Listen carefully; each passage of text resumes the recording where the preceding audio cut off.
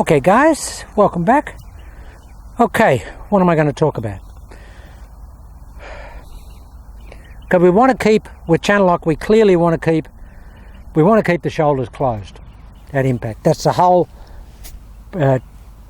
premise of channel lock. We want to be closed when we hit the ball with the shoulders, so we can have an in-to-out club face, so we start the ball initially in the same direction. And how much in-to-out we have individually and how much face closure we have on the golf club will dictate and determine how much the ball moves after it starts in its initial direction, which is in-to-out, which is just a little right of the target line if you're a right-hander.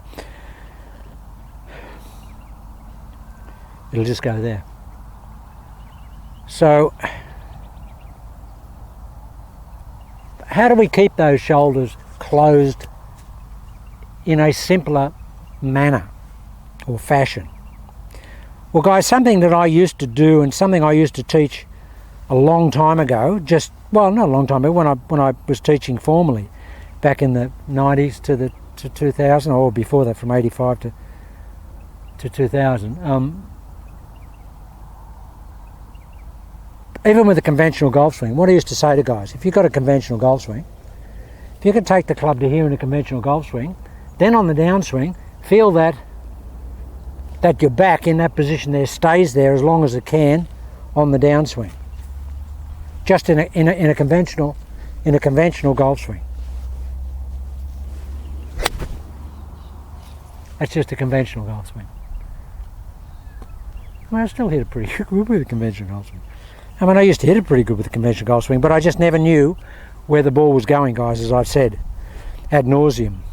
You just never know when you're going to get that left shot from a conventional golf swing because the ball is forward of centre. So with channel lock, what I'm saying, to keep the shoulders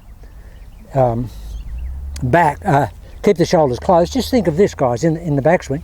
Get to here and feel like your shoulders are still closed when you hit the golf ball. Gee, that's a good shot. That is just so solid. Unbelievable. Just feel like you're like there when you hit it. That's the feeling you want. Hit a couple of small shots like that. I mean, I've got 5-iron here, but you know, just get yourself a whatever. Get an 8-iron or well, the rough is so long, can't even see the ball there, guys. Look, I know I'm fiddling here, but it's just, and if, as I've said before, if channel lock has a downside, look at the ball. The ball's gone. the rough's 4 inches deep. But if channel lock has a downside, guys, it's that it gets the club on the ball very early. It gets it at ball height very early. Gets it at ground level back here. If I'm hitting out a deep rough, my club is entering, and I can see the path of the club back here, because it's at ball level back here. So if channel lock has a problem or a downside, it's that if you're hitting out a deep grass, the club is going to get in that grass early, unless you make some adjustment. How often do we get in deep grass? And I think that's a worthwhile side issue that you can put up with. It's hard here, and that's why I'm continually looking for a decent spot here, because the grass is so long and the club will get into the ground early on coming in. It'll get on the ground here. But that's just channel lock, because we are very, very level and shallow in our attack. So guys, what I'm doing here, all I'm trying to do here is, when I take it back, is just keep my back pointed to the target as long as I can, with the 5 o'clock nose, or in this case, the 6 o'clock nose. For guys that don't know, and again, reiterating or reviewing or revising, I've got a big clock face pointing towards me here. 12 o'clock, 6 o'clock, 5 o'clock, 3 o'clock, 9 o'clock. Our 5 o'clock nose is 5 here. Our 4 o'clock nose would be there.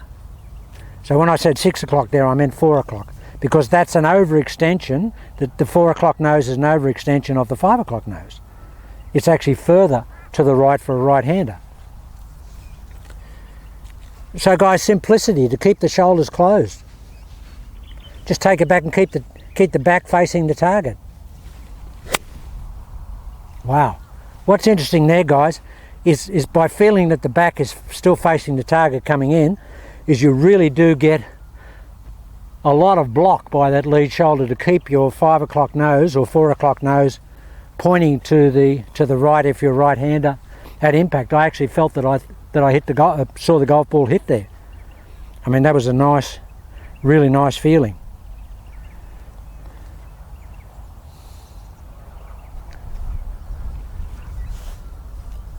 Okay, we're just going through the setup again, guys. Here, this is what I like to feel. See this here, the gunslinger. Remember Da Vinci Code, the gunslinger? I like to feel that. I like to feel the gunslinger here. Here, get in here. Get that weight on the heel, on the buttocks, in the back there. Then just keep the back pointing towards the target as long as we can. They're just spectacular golf shots. And that's what I like about channel lock, and I keep saying it, and it must drive you guys nuts when you hear me. But I come out here dead cold, haven't hit the ball for 3 days, come out here dead cold, and those balls are all, every one of those balls up there is in a 10-foot circle.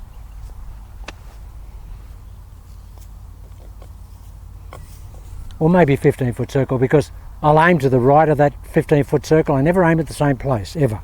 I've always got a specific target in mind. Even if it's only minor in its targeting orientation, I have something different.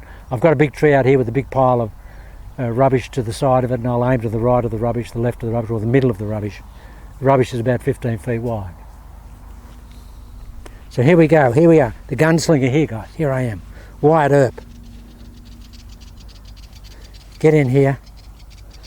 Back cock the shoulders, 5 o'clock nose. Keep those shoulders closed. Saw the ball hit then. Saw the ball hit. Now that must look like a very laconic, easy golf swing. And you know why, guys? Because it is. Now the other thing that will help you guys with your lead arm, if you're getting a lead arm that's doing this, something is going on in the rotation and the release of your lead arm. At the end of the day, guys, what I try and do, just as a side, as a digression here, with my trail hand, I have it in that configuration there, and I try and do that with it. If you're a martial arts guy, there's a thing called an auger drive, a vertical auger drive, which is that. And we fire that down. I feel that with my my trail arm. I get that here, and I auger it down there, and my lead hand does that as a victim of that. So what happens when that lead arm does that, guys? When I fire down here and that lead arm turns the hand into the ground here, the arm won't come up this way. If you're doing that, it will extend that lead arm. If you do that, it'll extend that lead arm. So if you just get a golf club and just hit a couple of shots like this, and this will just help you guys that are getting, a really monumental chicken wing and no release and this type of thing, because there's no power in that, guys, and there's no direction, and the club will come up. You need to get that, and that is that. I actually feel that happen here. You want that angle there retained, it goes here, but the club releases this way. It's there. Now look what happens to that lead arm when I do that. If I come down here, I've got that wrist angle there, I've got the pressure in that forefinger there. Coming in here, I'm pushing that down. That turns that lead arm like that. There. It has to do that. So just get an 8-iron or whatever. Just grip it down. Hit a couple of shots like this so you get the feeling of that. You see that club's gone sideways there. But it also, by doing that, it gets the lead arms lengthening, straightening, and stops you standing up through the shot. Just fire it that way, guys.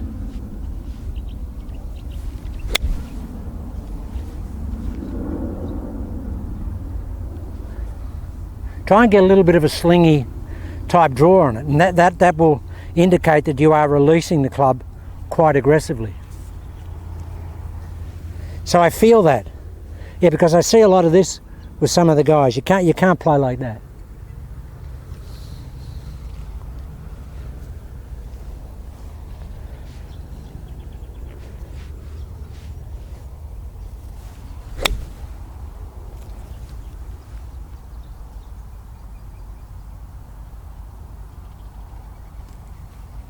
Looks easy. It looks easy because it is easy. It's easy if you if you understand what you should be doing. Okay, now the whole object of this video was to get you feeling that the back is facing the target when you hit it, and just hit a couple of little shots like this.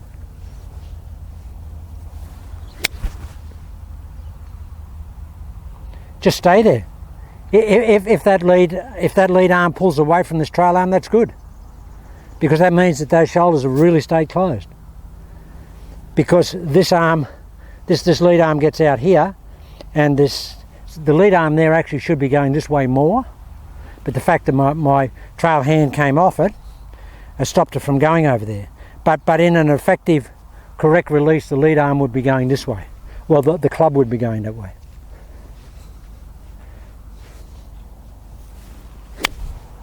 Like that.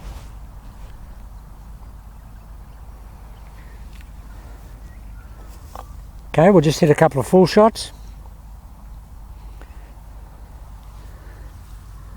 Now it's the whole story, guys. You've got to do baby steps before you can go out and run with channel lock. You really do. And we'll just hit a full shot here.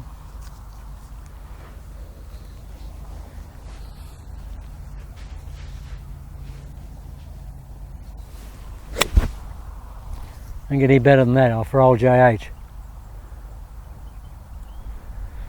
I'll lose no distance with that, guys. That's a very leisurely golf swing, but that's just normal 5-iron distance for me.